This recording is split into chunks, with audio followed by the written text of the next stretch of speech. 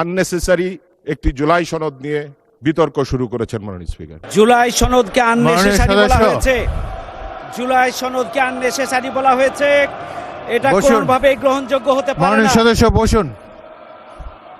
মাননীয় স্পিকার, এই সংসদের প্রথম দিন থেকেই আননেসেসারি একটি জুলাই সনদ নিয়ে বিতর্ক শুরু করেছেন মাননীয় স্পিকার। আমরা দীর্ঘ 17 বছর রাজপথে ছিলাম। এখানে আমার ডান পাশে যারা বিরোধী দলের সদস্যরা আছেন তাদের অনেকের রাজনৈতিক ক্যারিয়ারও হয়তো 3-4 বছরের বেশি নয়। মাননীয় সদস্যবৃন্দ, পয়েন্ট অফ অর্ডার। জি বলুন। তো দুঃখজনকভাবে যে জুলাই গণঅভ্যুত্থানের মাধ্যমে নতুন বাংলাদেশ, যে জুলাই গণঅভ্যুত্থানের ধারাবাহিকতায় আজকের সংসদ, যে জুলাই গণঅভ্যুত্থানের ধারাবাহিকতায় আজকে ট্রেজারি বেঞ্চের সরকার গঠন করেছেন যারা, আজকের এই মহান সংসদে জুলাইকে আননেসেসারি বলা হয়েছে, জুলাই আলোচনাকে।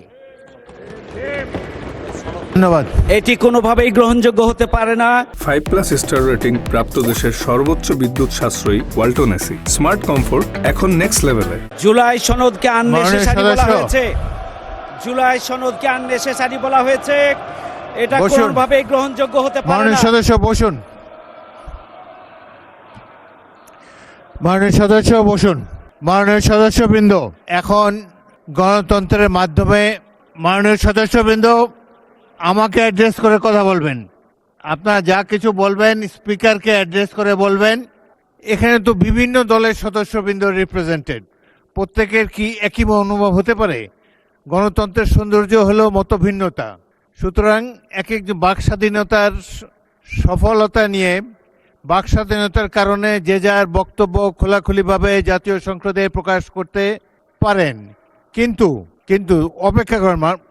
মাননীয় সদস্য যখন স্পিকার কথা বলে অনুগ্রহ করে সবাই চুপ করে বসে থাকবেন নিজের আসনে।